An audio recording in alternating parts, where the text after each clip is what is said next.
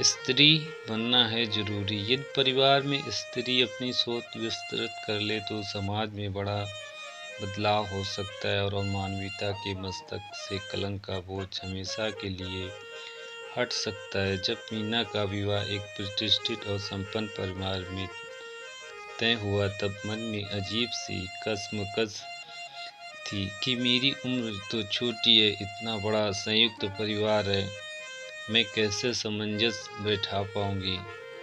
अभी तो किसी भी कार्य में दस्ता नहीं है। पारिवारिक रिश्ते नाते रीति रिवाजों की पर्याप्त समझ आने में तो बहुत समय लगेगा।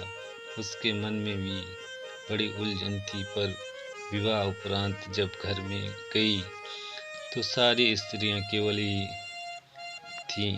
वे धौंस रोब अकड़ से परे थीं। उन्होंने मीना से कहा कि सारे रिश्ते बाद में आते हैं, हम सबसे पहले स्त्री हैं, तुम्हारी सास जेठानी ननद बाद में, तुम सबसे पहले इस घर में सहज हो जाओ। यहाँ पर कोई भी तुम्हें किसी तराजू में नहीं तोलने वाला है।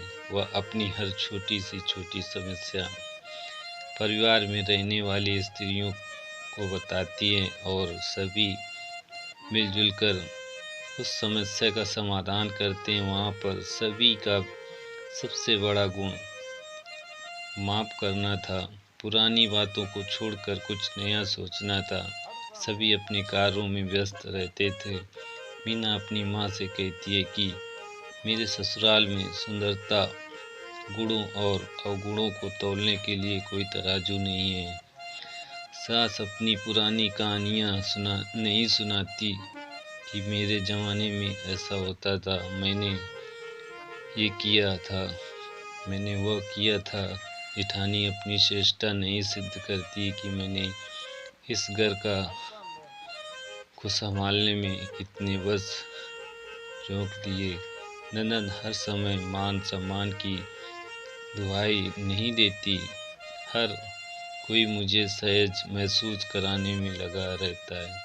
यदि माँ की हर परिवार में ऐसी ही परंपरा स्थापित हो जाए तो हर लड़की अपने परिवार को आसानी से अपना लेगी। माँ वह की एक और विशेषता है कि वहाँ पर दोषों पर चर्चा करना स्वीकार नहीं है। दोषों पर ध्यान केंद्रित करने से उन्नति रुक सकती है, पर समाधान और चिंतन करने से हमारी दृष्टि विकसित होती है।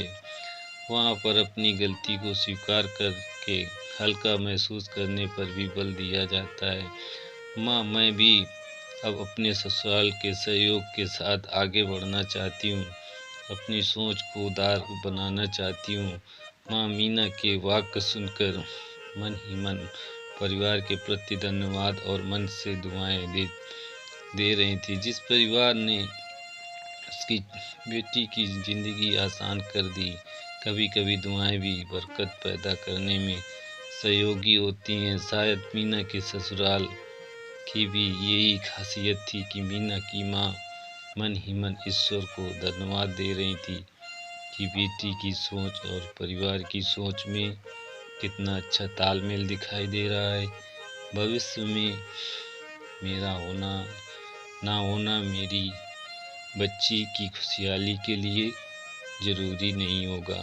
वह आगे की यात्रा अपनी सकारात्मक सोच और पारिवारिक सहयोग से तय कर लेगी। इस कहानी से ये शिक्षा मिलती है कि यदि परिवार में स्त्री अपनी सोच विस्तृत कर ले तो समाज में बड़ा बदलाव हो सकता है और मानवता के मस्तक से कलंक का बोझ हमेशा के लिए हट सकता है। मीना के परिवार वालों की अच्छी सोच की वजह से वह खुशहाली की ओर बढ़ रही थी। सारे रिश्ते से सर्वोपरि स्त्री बनने का रिश्ता है। हमेशा पुराने संघर्ष कठिनाइयों को जताकर भावी पीढ़ी को अपनी श्रेष्ठता बताने का प्रयास ना करें, बल्कि उन्हें सहज बनाकर अपने परिवार में शामिल करें। दोस्तों, अगर आपको ये कहानी वीडियो सुनकर पसंद आई हो तो लाइक करें। हमारे चैनल खूबी हिंदी स्टूडियो को ज़रूर सब्सक्राइब करें। इसी तरह कहानी वीडियो की नोटिफिकेशन आपको मिलती रहे।